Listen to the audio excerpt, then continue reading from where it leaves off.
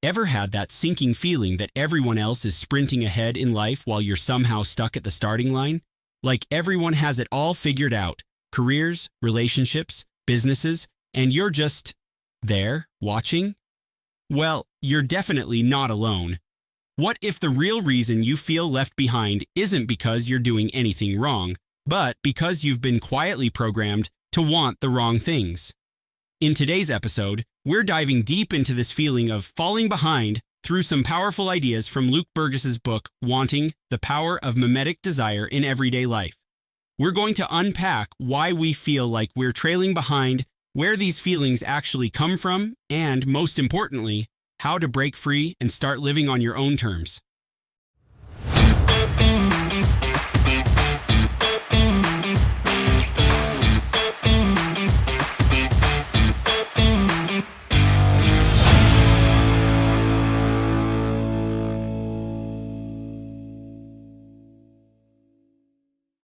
Have you ever caught yourself thinking, I should be further along by now?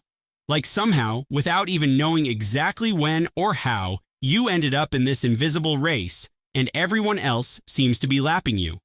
It's like there's this unspoken checklist of life milestones: career, house, marriage, kids, success, and you're staring at it thinking, wait, am I late? Am I missing something? It's one of the most common feelings out there, and honestly, it's exhausting. Because here's the thing, just having goals or dreams isn't what causes that heavy feeling of falling behind. Wanting to move from point A to point B, that's normal. Maybe you want a better job. Maybe you want to start a business, get healthier, meet the right person. Whatever it is, dreaming about a different life, a better life, is human. It's how we grow. The problem sneaks in when it turns from a simple goal into pressure.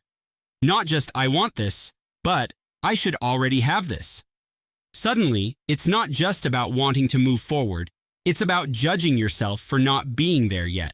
It's about feeling like a failure for being at point A when, in your mind, you were supposed to be at point B yesterday. And let's be real, this pressure doesn't come from nowhere. It often shows up when we start comparing our journey to everyone else's highlight reel. When you see friends announcing promotions, engagements, business wins, travel adventures, it's easy to start believing you're falling behind. But here's where it gets interesting. Most of the time, we don't even stop to ask why we want to get to point B in the first place. We just assume we're supposed to. That, it's the next logical step. Luke Burgis, in his book Wanting, makes a bold claim. Maybe the goals we're chasing aren't even truly ours. Maybe the reason we feel behind isn't because we're lazy or broken, but because we've been quietly copying what everyone else seems to want without realizing it. This idea comes from something called mimetic desire, and once you understand how it works, it changes everything. Because maybe, just maybe, you're not falling behind at all. You're just running a race that was never meant for you in the first place. And that's where we start our journey today. Alright, so, let's dive into this idea of mimetic desire, because honestly, once you get this concept, you start seeing it everywhere. Here's the simple version. We don't always want things because we decided to want them. Very often, we want things because someone else wanted them first. It's like this invisible chain reaction. You see someone else chasing a dream, achieving a goal, buying something cool, and without even realizing it, a little voice in your head says, hey, maybe I want that too. Luke Burgis shares a story that makes this crystal clear.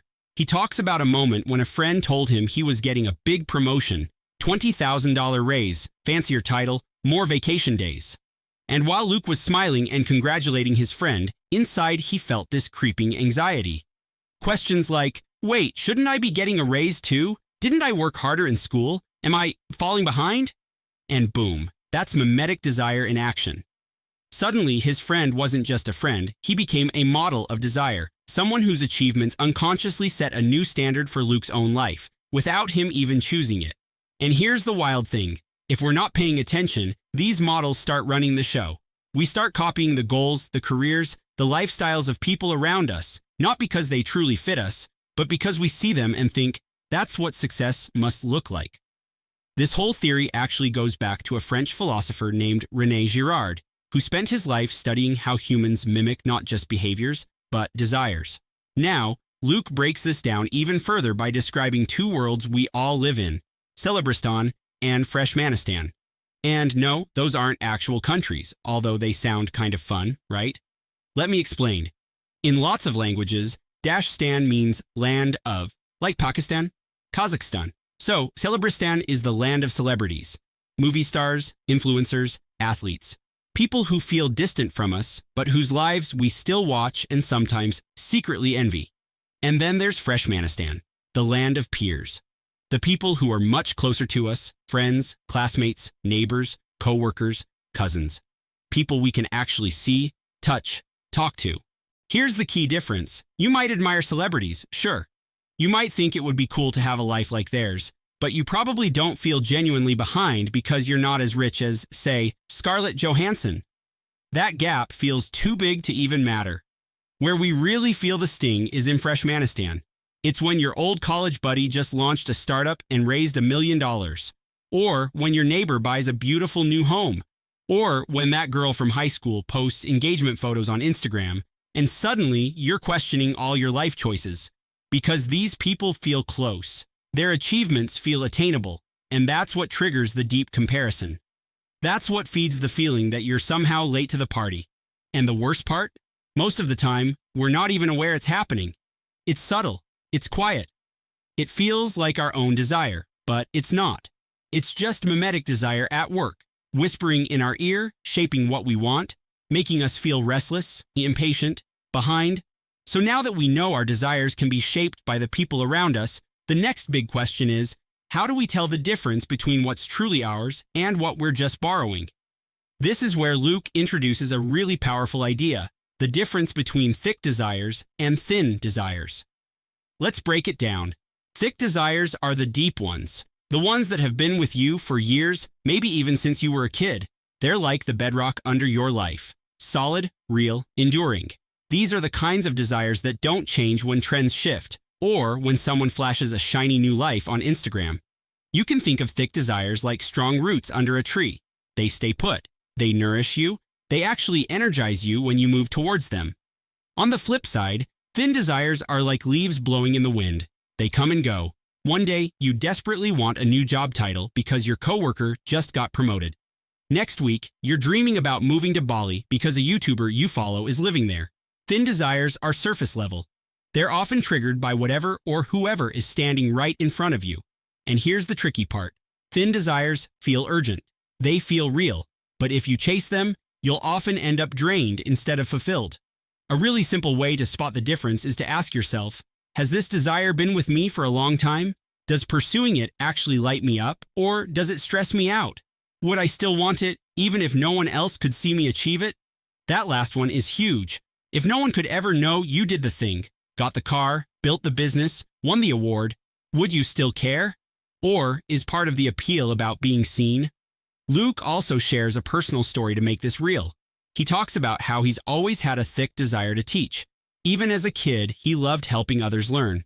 That thread stayed with him through school, through university, into his career. No matter what changed around him, the core desire to teach, to share ideas, to help people grow, remained solid.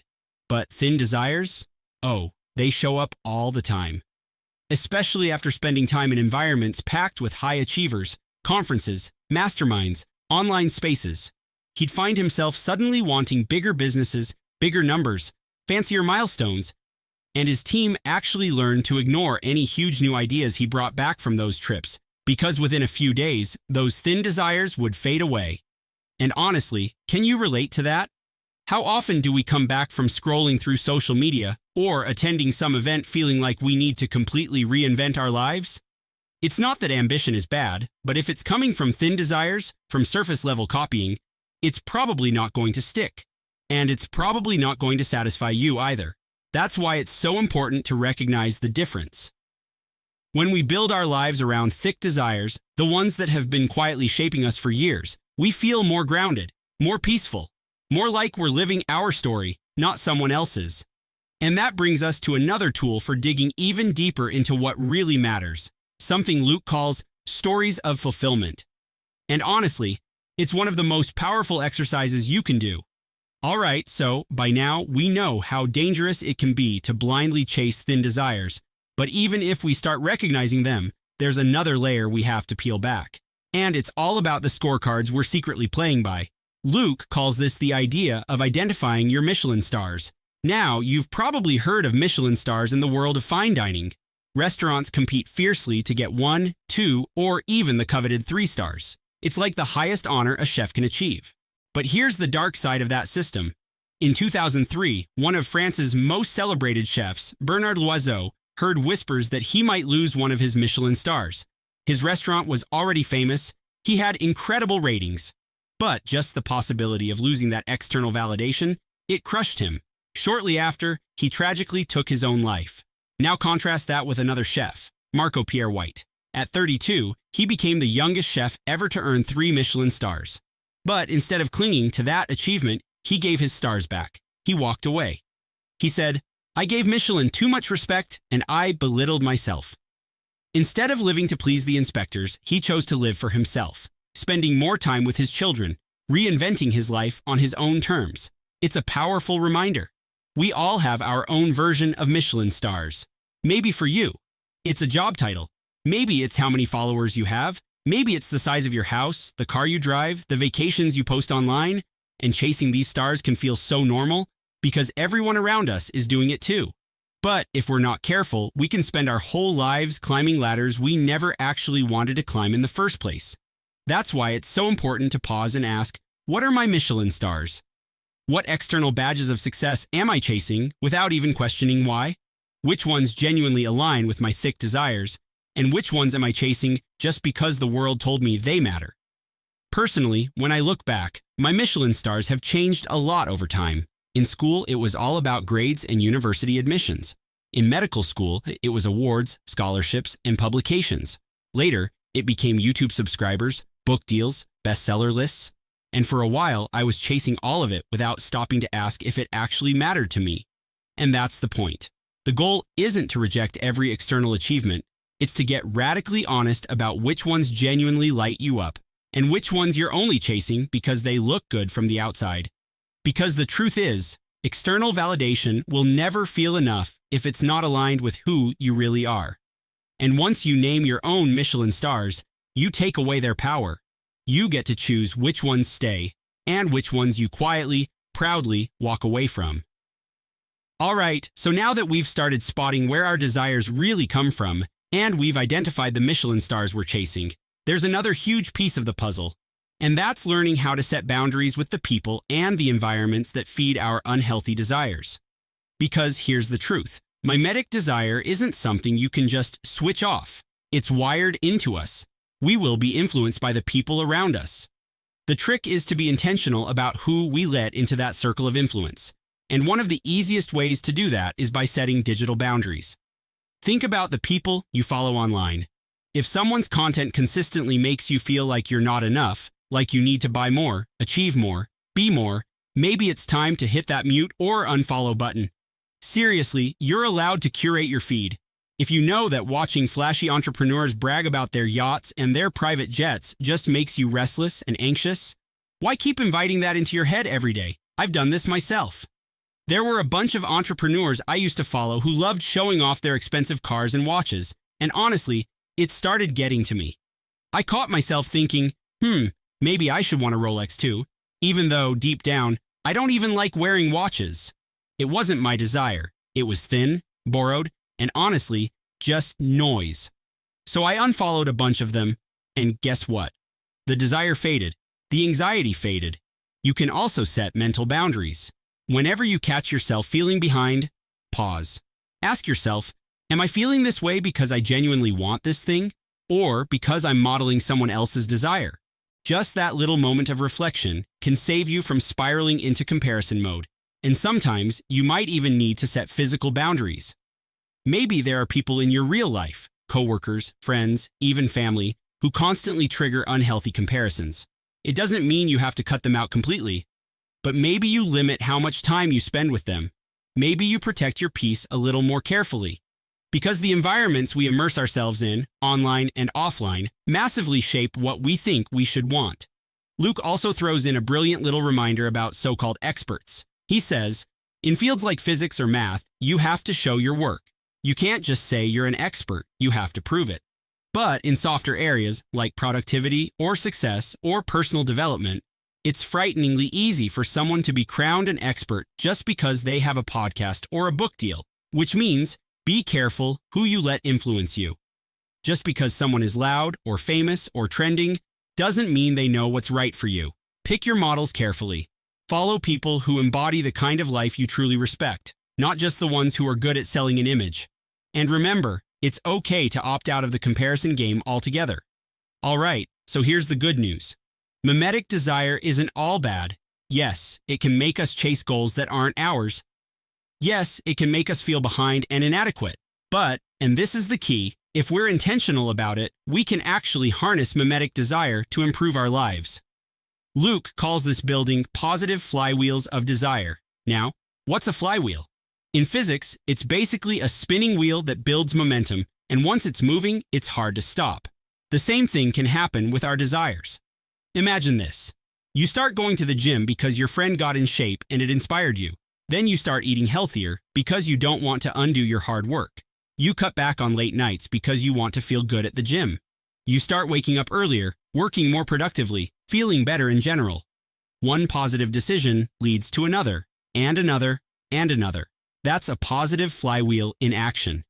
You took a mimetic desire, wanting to look good like your friend, Payday, but you used it to build a chain reaction of habits that genuinely made your life better. And this is such an important shift. It's not about killing all external influence, it's about choosing better models, choosing to surround yourself with people and ideas that pull you toward healthier, more meaningful goals. Think about it.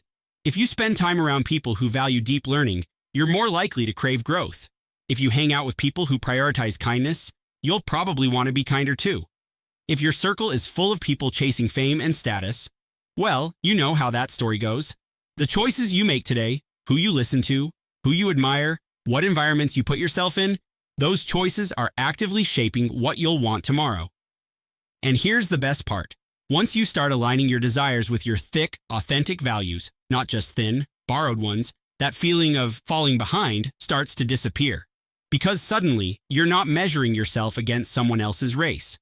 You're running your own, at your own pace, towards goals that actually matter to you. You're no longer pulled in a million directions by every shiny thing that flashes past. You're anchored, focused, energized. And the momentum you build isn't exhausting. It's empowering. So, yeah, mimetic desire isn't going anywhere. But with the right awareness, you can flip it from a source of anxiety into a force for real, lasting growth. So, let's take a step back and breathe for a moment. We started this journey talking about that gnawing feeling, the sense that somehow, somewhere, we're falling behind. But what if that feeling isn't telling you that you're broken? What if it's actually pointing you towards something deeper, something important? Because once you understand how mimetic desire works, you start to realize something important. It's not about how fast you're running. It's about making sure you're running the right race. We've uncovered the invisible ways our desires are shaped, by friends, by social media, by the world around us. We've learned how to spot the difference between thick desires, the ones rooted deep within us, and thin desires that come and go with every new trend. We've explored how our personal Michelin stars, those quiet badges of external approval, can end up steering our lives if we're not paying close attention. And we've seen how setting healthy boundaries, curating our influences, and creating positive momentum around our authentic desires can completely shift the way we live. At the end of the day, it all comes back to one powerful question. Am I chasing what truly matters to me? Because when you start aligning your goals with the desires that are genuinely yours, something amazing happens. That endless pressure of feeling behind begins to lift. You start moving forward with purpose, at your own speed, along your own path. And trust me, there's no better feeling than realizing you're not late, you're not behind, you're exactly where you're meant to be, as long as you're walking a road that's truly yours. If you found today's episode helpful, I definitely recommend checking out Luke Burgis's book, Wanting. It's filled with even more insights and practical ideas on living intentionally and staying true to yourself. I'll leave a link in the description if you'd like to dive even deeper. Thank you so much for spending this time with me today. Take care, be kind to yourself, and remember, your race is yours alone. Thank you for listening. If this episode resonated with you, the best way to support the podcast is to hit like, subscribe to the channel, and share it with someone who needs to hear it. Every bit of support helps us keep creating content that actually matters. See you in the next one.